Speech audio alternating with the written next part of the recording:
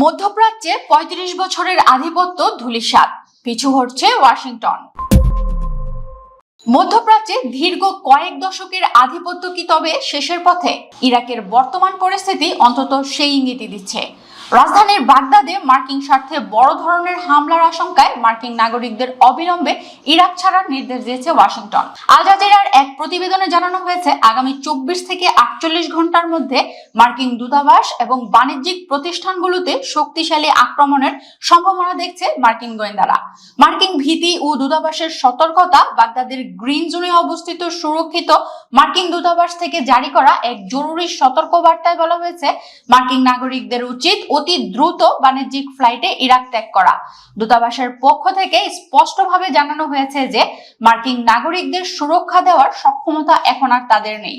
মূলত ইরান ঘনিষ্ঠ সশস্ত্র গোষ্ঠীগুলোর ক্রমবর্ধমান শক্তি এবং কৌশলী হামলার সামনে মার্কিন প্রতিরক্ষা ব্যবস্থা এখন কার্যত কোণঠাসা।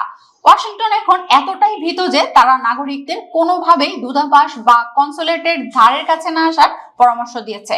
এই পরিস্থিতির পেছনে সবচেয়ে বড় কারণ হিসেবে দেখা হচ্ছে ইরাকের সাধারণ মানুষ এবং শক্তিশালী সশস্ত্র গোষ্ঠীগুলোর ইরানের দিকে ঝুঁকে পড়া। একসময় সাদ্দাম পরবর্তী ইরাককে মার্কিন নিয়ন্ত্রণে রাখার যে নীল নকশা ওয়াশিংটন তৈরি করেছিল তা আজ ধূলিসাৎ। ইরাকি জনগণের একটি বড় অংশ এখন বিশ্বাস করে মার্কিন সেনারা তাদের নিরাপত্তার জন্য নয়, বরং শোষণের জন্য অবস্থান করছে। অন্যদিকে ইরাকের পপুলার মোবিলাইজেশন ফ্রন্টের মতো দলগুলো এখন সরাসরি ইরানের সঙ্গে সমন্বয় করে কাজ করছে। এই নতুন অক্ষশক্তি শুধু যে সামরিকভাবে শক্তিশালী তা নয়, বরং তারা বাগদাদের রাজপথ এবং নীতি নির্ধারণী পর্যায়েও প্রভাব বিস্তার করছে। ফলে মার্কিন ড্রোন বা বিমান হামলা এখন আর তাদের দমাতে পারছে না, বরং মার্কিন হামলার জবাবে মার্কিন সাংবাদিক শেলি কিন্ডসের অপহরণ এবং দূতাবাসের চারিদিকে যে অস্থিরতা তৈরি হয়েছে তাতে ওয়াশিংটন এখন আত্মরক্ষামূলক অবস্থানে চলে গেছে। বিশ্লেষকরা বলছেন, মার্কিন এই সতর্কতা কোনো সাধারণ রুটিন মাফিক ঘোষণা নয়, বরং এটি তাদের চরম উদ্বেগের বহিঃপ্রকাশ। আল জাজিরার প্রতিবেদন অনুযায়ী ইরাকি নিরাপত্তা বাহিনী মার্কিন অপহৃতদের খুঁজে পেতে ব্যর্থ হচ্ছে, যা প্রমাণ করে বাগদাদের উপর থেকে মার্কিন নিয়ন্ত্রণ কতটা শিথিল হয়ে পড়েছে। ৪৮ ঘন্টার যে আলটিমেটাম দেওয়া হয়েছে তা কার্যত মার্কিন প্রশাসনের অসহায়ত্বকেই প্রকাশ করছে।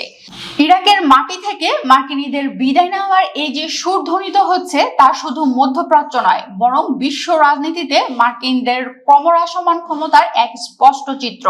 উল্লেখ্য, মধ্যপ্রাচ্য, ইরান ও যুক্তরাষ্ট্রের মধ্যে চলমান উত্তেজনার মাঝে এক চাঞ্চল্যকর খবর সামনে এসেছে।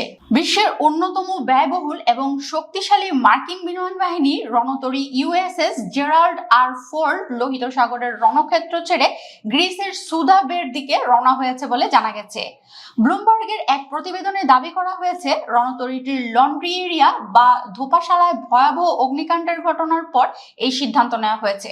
প্রতিবেদন অনুযায়ী অগ্নিকাণ্ডের ফলে অন্তত ২ জন নৌসেনা আহত হয়েছে, যদিও তাদের আঘাত প্রাণঘাতী নয় বলে জানানো হয়েছে। তবে নিউ ইয়র্ক টাইমসের দাবি, আগুন নিয়ন্ত্রণে আনতে ক্রুদের প্রায় ৩০ ঘন্টারও বেশি সময় লেগেছে এবং এর ফলে ৬০০-র বেশি ক্রু তাদের থাকার জায়গা হারিয়েছে। এই ঘটনার পরপরই রণতরীটি তার বর্তমান অবস্থান পরিবর্তন করে বন্দরের দিকে যাত্রা শুরু করে।